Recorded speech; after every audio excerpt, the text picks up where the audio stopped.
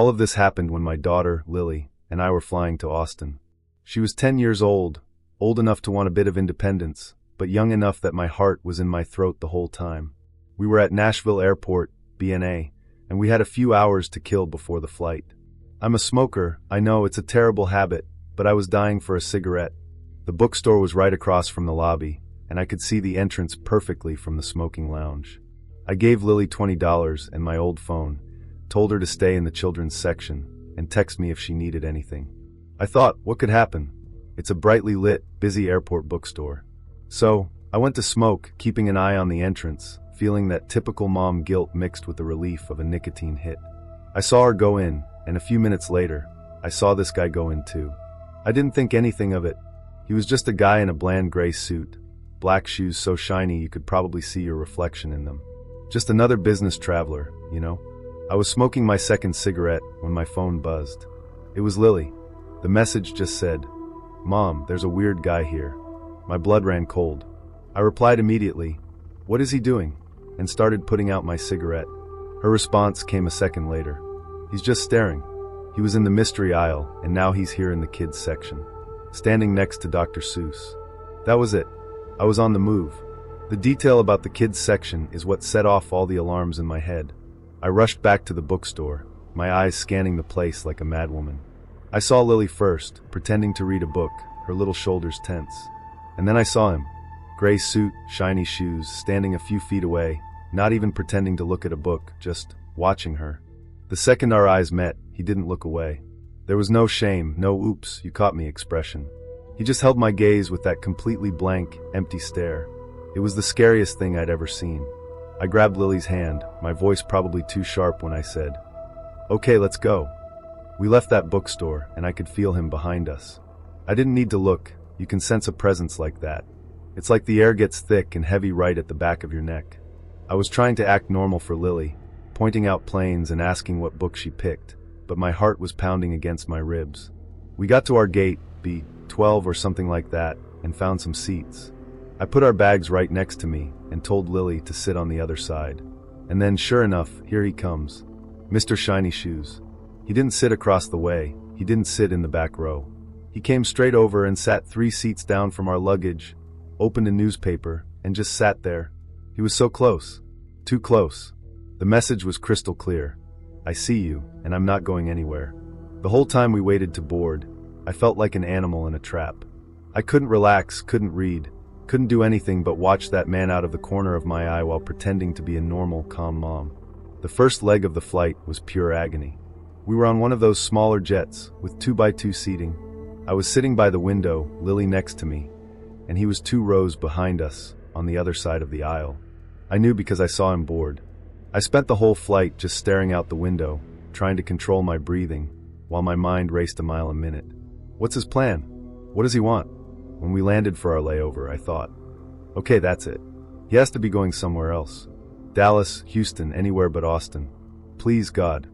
We waited for a bunch of people to get off first, hoping to lose him in the crowd. But when we stepped onto the jet bridge, I risked a glance back. And there he was.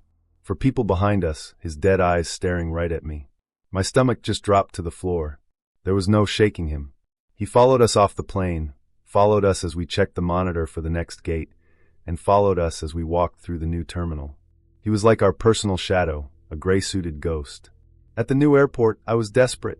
I told Lily I needed another cigarette, and we went to the designated outdoor smoking area. I stood there smoking, back against the wall, watching the glass doors. He didn't come out, but he stayed inside the terminal, right near the doors, just watching us through the glass. We were on display. After my cigarette, I said, "You know what? I want to buy a souvenir." We went into a big, bright gift shop, and I led Lily through the maze of t-shirts and shot glasses, trying to lose him. But every time I peeked down an aisle, I'd see a flash of gray. He was always there. That was the breaking point. I was done, exhausted, terrified, and starting to get seriously angry. This wasn't going to end. He'd follow us onto the next plane, and follow us in Austin. We walked to our final gate, and he took his usual spot, a few seats away. I looked at Lily, then at him, and thought, oh hell no. Not today. I stood up, told Lily to keep an eye on the bags and not talk to anyone, and went straight to the gate agent's counter. There were 2 women there, and I leaned in and spoke in a low, urgent voice. "I need you to call security. Right now." One of them looked annoyed, like I was going to complain about my seat, but the other saw my expression. "What's wrong, ma'am?" she asked. I didn't yell, didn't cry. I just laid it out. "That man over there in the gray suit and shiny black shoes has been actively following me and my 10-year-old daughter since we got to Nashville Airport. He followed us to the gate, got on the plane, got off the plane, and came to this gate. He's stalking us." I saw her eyes flick to him and back to me. She picked up the phone. A few minutes later, 2 airport guards approached. The second the suited man saw their uniforms, his whole demeanor changed. The calm, serene mask was gone. He stood up and just bolted. Didn't even grab his briefcase. Just ran, full speed, back into the crowded terminal. One of the officers yelled and took off after him, while the other stayed with us. And just like that, he was gone. We never found out who he was. But I'll never forget those empty eyes and those shiny, shiny shoes. All this happened at an airport that wasn't huge. Not like LAX or JFK, but it was a big political event, so it was always tense. My grandma and I were there to pick up my Aunt Carol. I must have been about 6 or 7 years old. All I really cared about was the Cinnabon stand and watching the planes land. We found a spot on those hard plastic chairs, and that's when I noticed them for the first time. An old guy, probably in his 60s, with a really sour, angry face, and a young woman who was super pregnant, like she could give birth any second. They weren't just talking, they were fighting. The kind of quiet, nasty fight where every word is a little knife. He kept pointing at the arrival's gate, his voice a low hiss, and she just stood there, one hand on her belly, shaking her head. The air around them was electric, like right before a lightning storm. You could feel how wrong it all was, even as a kid. He sucked all the normal airport noise, the rolling suitcases, the boarding announcements, into a little black hole of family drama. I remember looking at the man's hand, clenched into a fist with white knuckles, and thinking it looked like a block of stone. The tension just kept building, second by second. People started glancing over. You know how they do, pretending to look at their phones, but really just watching the show. Then, the sliding doors whooshed open, and a crowd started pouring out. The pregnant woman's face lit up for a second, and she took half a step forward. A guy young, probably around her age, with a backpack slung over his shoulder, broke out from the crowd, grinning with that big, tired post-flight smile. He spotted her, and that was it. The world just stopped. Before he could even say her name, the old man, her dad, moved. It wasn't fast, it was deliberate. He reached into his coat pocket, and what came out was dull and black, and it didn't look real. It looked like a movie prop. For a split second, my brain just couldn't process it. A gun? Here? It didn't make sense. The boyfriend's smile didn't even have time to fade before the old man yelled something. Just a raw, guttural noise of pure rage, and the first shot echoed through the terminal. It wasn't a boom like on TV. It was a sharp, dry crack, like a firecracker going off right by your ear. The second that first sound rang out, my grandma moved faster than I'd ever seen her move in my life. 1 second she was holding my hand, the next she threw me to the ground hard. My chin smacked the cold, rough linoleum floor, and the air whooshed out of my lungs. She dropped on top of me like a sack of bricks, her whole body covering mine, a shield of floral print dress and old lady perfume. It was dark and smelled like her coat and the floor cleaner they used. Her voice was right in my ear, a frantic, desperate whisper that cut through all the other noise. "Don't move. Don't make a sound. Play dead. You hear me? You're dead." It wasn't a suggestion. It was an order from a place of pure, primal terror. All around us, the world exploded in those horrible cracks over and over. People screamed, a sound that sticks in your bones forever. I could feel the vibration of people running across the floor, the thump of dropped luggage. But all I could focus on was my grandma's weight on my back and her voice in my ear, repeating like a prayer. "Play dead. Play dead." From my little prison under my grandma, my view was just a sliver of dirty white tiles and the scratched base of a trash can. But I could hear everything. I heard the daughter scream, a sound no one should ever have to make. It wasn't just fear, it was anguish. I heard her yell, "I love him, Dad. I love him." And then there was the sound of her moving, the shuffle of her shoes as she ran toward the noise. I squeezed my eyes shut tight, but you can't block out sound. There were 2 more cracks, much closer this time, and a heavy, wet thud. Then another. It was followed by a silence so complete, so absolute, that it was louder than the screams. It was a deadly silence, heavy and thick. When I dared to open my eyes again, something was trickling across the floor toward my face. A dark red, syrupy liquid. It moved slowly, finding the little grooves between the tiles. At that age, I didn't know what it was. I just knew it was the color of wrong. It was the color of the end of the world. My grandma was shaking so hard it felt like the whole floor was trembling, but her grip on the back of my neck didn't loosen. It felt like we stayed like that for a year, but it was probably just a few minutes. The first sound that broke the silence wasn't a scream, but a sob. Then another. Then, the distant wail of sirens, getting closer and closer until they were screaming outside. I heard heavy boots pounding on the floor, men shouting orders. Police! Hands where we can see them. Get on the ground. On the ground now. My grandma didn't move until one of those men was standing right over us, his voice much calmer. Ma'am, it's over. Are you and the little girl okay? She rolled off me slowly, like every bone in her body ached. The first thing I saw when I sat up was the chaos. Cops everywhere, guns drawn. People huddled behind pillars, crying into their phones. And there, near the arrival's gate, paramedics working frantically around two shapes on the floor covered in white sheets. Even so, they didn't let us see. A policewoman with kind eyes came over and wrapped a blanket around me, leading me and my grandma away down a back hallway, away from the flashing lights, the sea of shocked faces, and the red staining the white floor. All of this happened in less than 20 minutes. 20 minutes that split my life into a before and an after. For years, I had nightmares about the smell, that sharp, acrid smell that I later learned was gunpowder. I couldn't be in crowded places without my heart trying to pound out of my chest. Every time a car backfires or someone pops a balloon, for a split second, I'm back on the cold airport floor with my grandma's weight on top of me. It took me a long time to understand what I really saw. The red on the floor wasn't spilled juice. The cracks weren't fireworks. That woman died trying to protect the man she loved, and her dad killed them both, and the baby they were probably so excited about. It was a whole family wiped out in a flash of rage. But what haunts me the most, the detail that wakes me up in a cold sweat to this day, is the memory of my grandma's voice. That raw, terrifying whisper, the first and only lesson she ever gave me on surviving pure evil. Don't move. Play dead. My little sister Chloe and I were stuck in that weird limbo you only find in airports late at night. Our flight to visit our grandparents was hit with a rolling delay, the kind that just keeps pushing back in 30-minute chunks, just enough to give you hope so it can be crushed again. We were at one of those smaller, sadder terminals at LAX, the kind that feels like a forgotten bus station from the 80s. The air had that stale, recycled taste, and the fluorescent lights hummed in a way that gets under your skin. I was 18, so I was officially the adult in charge, and Chloe at 16 was deep in her own world, scrolling endlessly on her phone, her thumb a blur over the screen. The place was a ghost town. Seriously, there must have been over 100 of those uncomfortable plastic seats bolted to the floor, and maybe 10 people were scattered around, each one trying to claim their own little island of personal space. We were just trying to kill time, sharing a bag of overpriced pretzels and making dumb jokes, feeling that unique mix of exhausted and wired that only travel can give you. That's when he showed up. Out of all the empty rows, all the vacant islands of privacy, this guy chose to sit in the row directly facing us. He didn't just sit in the row.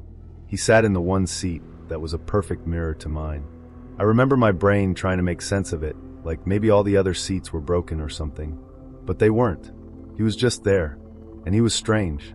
Not just a little off, but unsettling in a way that made the hairs on my arms stand up. He was older, maybe in his 60s, and super skinny. Not just thin, but gaunt, like his skin was stretched a little too tight over his bones.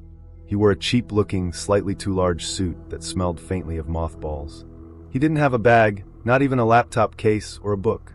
He just sat down, folded his bony hands in his lap, and stared.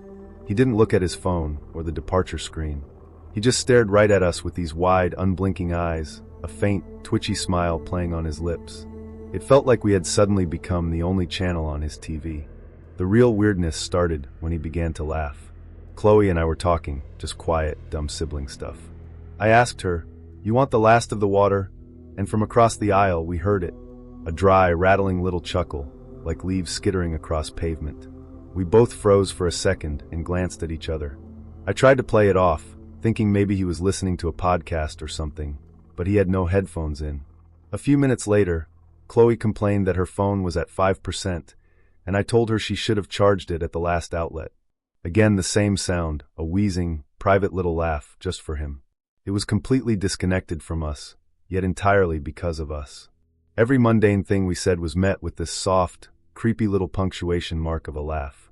It made my skin crawl.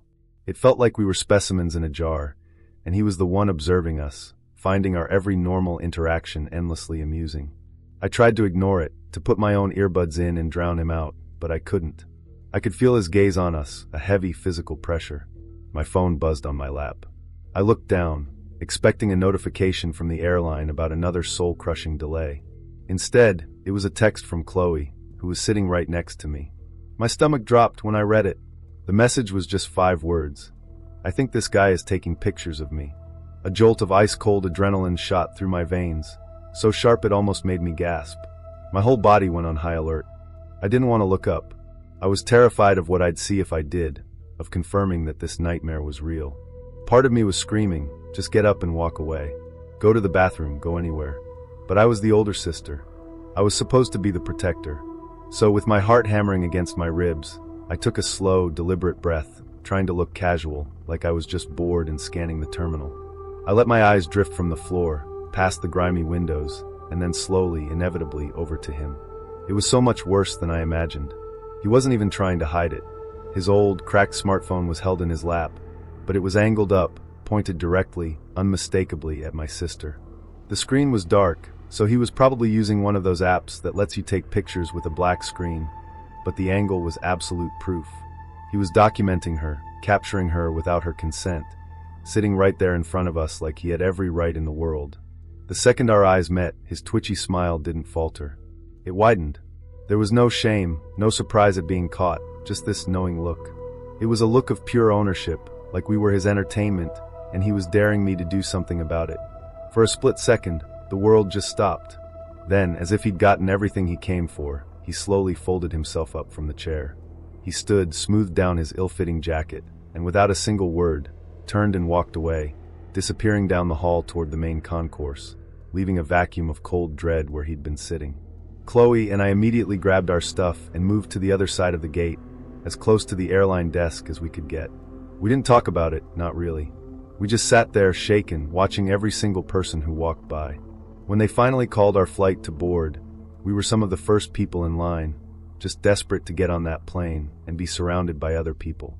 As we stood there, I scanned every single face in the boarding line, my stomach in knots, absolutely certain he would be there, waiting to get on the plane with us. But he wasn't. We watched every passenger go by. He never showed up, and that was the most terrifying part of all. He was never there for a flight. He had no luggage, no ticket, nothing. He came to that empty, forgotten terminal for the sole purpose of finding someone to terrorize. He found us. He got what he wanted, and then he just vanished back into the night, leaving us with the chilling realization that we weren't just the victims of a random creep. We had been the entire point of his evening. I must have been about 3, maybe 4 years old, and I was going through a phase where everyone thought I was a little boy. My mom had given me this super short haircut because I hated having my hair brushed, and I pretty much lived in a pair of denim overalls. It was a whole thing. At the grocery store in the park, strangers would always say, "What a cute little fella," or something like that. It didn't really bother me, but it freaked my grandma out. We were at the airport, heading to Florida to see my cousins, and she was on high alert, as usual. Airports are like the Olympics for stressed-out grandmas. She kept a death grip on my hand, constantly telling me, "Now, you stay right where I can see you. Don't you wander off." But, I was a little kid. An airport is this giant, magical place full of moving sidewalks and planes that look like huge silver whales. The temptation to explore was just too much. I remember the smell of jet fuel and Cinnabon, and the constant, echoing voice of a lady announcing gates over the intercom. It was the most exciting place in the world, and I was just itching to break free. I finally saw my chance. We were walking down a long, quiet corridor, and there was this small flight of stairs, like maybe 3 or 4 steps, that led down to another level of gates. For some reason, I just got this burst of energy and decided I was going to be the first one down. I yanked my hand free from my grandma's and just took off, my little sneakers slapping against the linoleum floor. I remember hearing her call my name, her voice already tight with panic. "You get back here right now." But I was in my own little world. I giggled, thinking it was a game. I hit the top of the stairs, ready to conquer them, and then it happened. 1 second I was running, and the next, I wasn't on the ground anymore.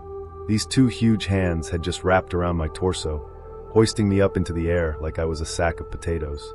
It was so fast and so sudden my brain couldn't even process it.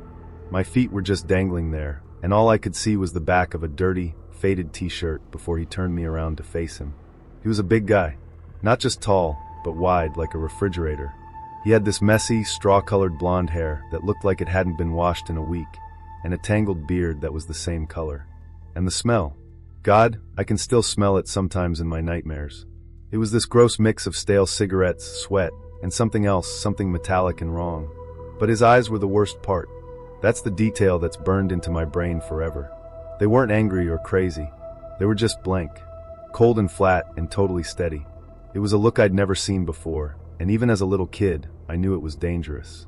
It was the look of someone who has shut off all the human parts of themselves. As he held me there, my grandma came running up the stairs, screaming my name. She wasn't just yelling, it was this raw, terrified shriek. She started beating him on the back and shoulders with her big, heavy purse, just swinging it with all her might. Thwack, thwack, thwack. It was chaos. People were starting to stop and stare.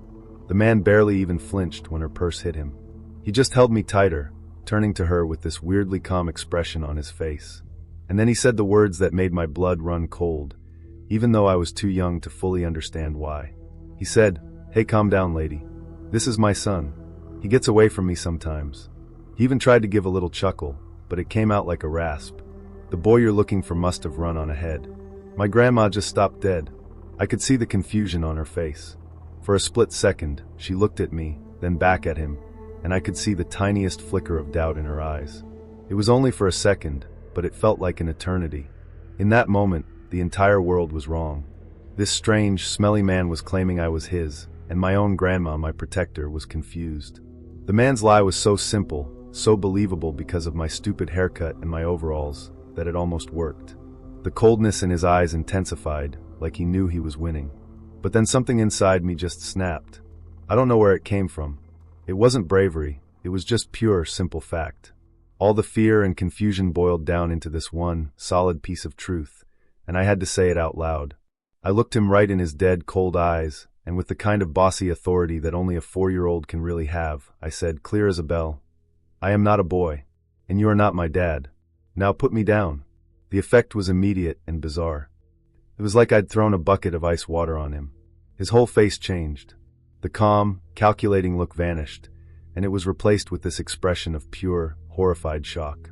His eyes went wide, his mouth fell open, and he looked at me like I had just sprouted a second head. It was a mix of confusion and, weirdly, disgust. It was like his whole plan, whatever it was, had a very specific script, and I had just ripped the script to pieces by not being a boy. He dropped me. He didn't gently set me down, he just let go, and I tumbled onto the hard floor from a few feet up, scraping my knee. I didn't even have time to cry. The second I was out of his hands, he turned and ran. He didn't just walk away quickly, he full-on sprinted, pushing past people, knocking over a wet floor sign, and disappearing into the crowd as fast as he could. My grandma scooped me up, holding me so tight I could barely breathe, and she just kept saying, oh my God," over and over again, her body trembling. We went to security, and they looked around, but he was gone. I never forgot it, and the scariest part, looking back as an adult, is knowing he didn't make a mistake. He had a specific target in mind, a little boy, and the only thing that saved me that day was my own voice and the simple, dumb luck that I happened to be a little girl. This whole thing went down super late, probably around midnight, at the Denver airport after our flight got massively delayed. You know how DIA can be a trip even on a good day, with the weird horse statue and all the conspiracy theories about the murals? Well, at midnight, it's a whole different level of creepy. It was practically a ghost town. The usual chaos of people running to their gates, the announcements echoing overhead, the smell of Cinnabon. All of it was just gone. All you could hear was the low hum of the lights and the sound of your own shoes squeaking on the polished floors. It felt like we were the only people left in the entire world. I was with my friend's mom, Carol, and we were both just completely wiped out, running on stale airport coffee and the sheer will to get home. We were walking to our new gate in this huge, empty concourse, and the silence was so loud it was making my ears ring. It's a kind of vulnerability you don't really think about until you're in it, being two women alone in a massive, deserted public space late at night. Every little sound made me jumpy. We decided to hit the restroom before we finally settled in at the gate for another hour-long wait.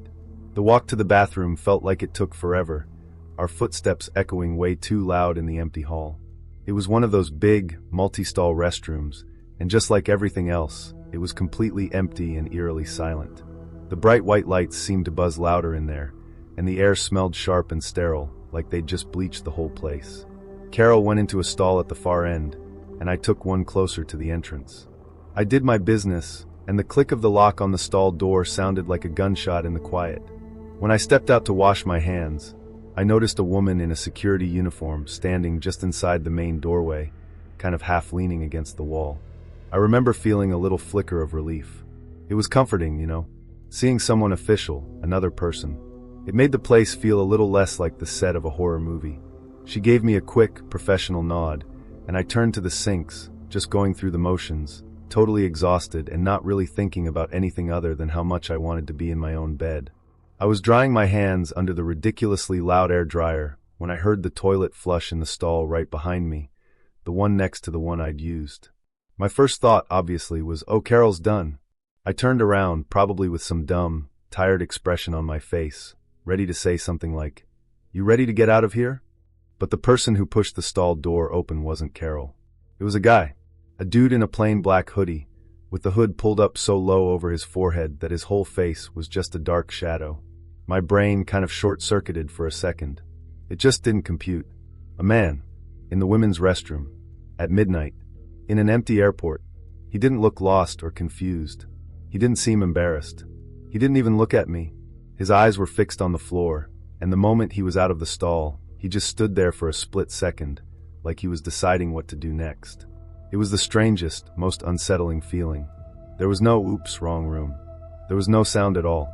Just this dark, silent figure where Carol was supposed to be. The second he saw the security guard by the door, his whole posture changed. It was instant.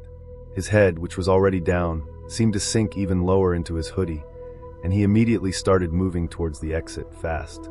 He walked with this weird, hurried shuffle, never once looking up, trying to make himself as small as possible. The security guard stood up straight, her expression going from bored to annoyed in a heartbeat. She took a step to block his path a little and said, in a voice that was just dripping with, "I don't have time for this," something like, "Sir, this is clearly marked as a women's restroom." He just mumbled something I couldn't hear, squeezed past her, and practically sprinted out into the empty concourse. She watched him go for a second, shaking her head with this exasperated sigh, and then followed him out, probably to make sure he was actually leaving and not just lurking. Just then, the stall at the far end opened and Carol came out, completely oblivious, asking if I was ready to go. I just stood there, my heart starting to pound, trying to process what the hell had just happened. At the moment, I was more confused than scared. I told Carol a guy had come out of the stall next to me, and she was just like, "Oh, weird. Guess he was really desperate." And because I was so tired, and because nothing actually happened, my brain just accepted that. Yeah, weirdo. A guy who couldn't be bothered to find the men's room. We went to our gate, got on the plane, and I pretty much passed out immediately. The real, gut-twisting terror didn't hit me until the next morning. I was making coffee in my own kitchen, feeling safe and normal, and the whole scene just replayed in my head. But this time, my brain started connecting the dots. Little details that I hadn't even consciously registered at the time started screaming at me. It was like a switch flipped, and I was suddenly freezing cold, right there in my sunny kitchen. I felt sick to my stomach. I finally, truly understood what had happened, or more accurately, what had almost happened. Here's what my brain finally put together. The airport was deserted. That guy had entered the women's restroom, a place he had no business being, without making a single sound.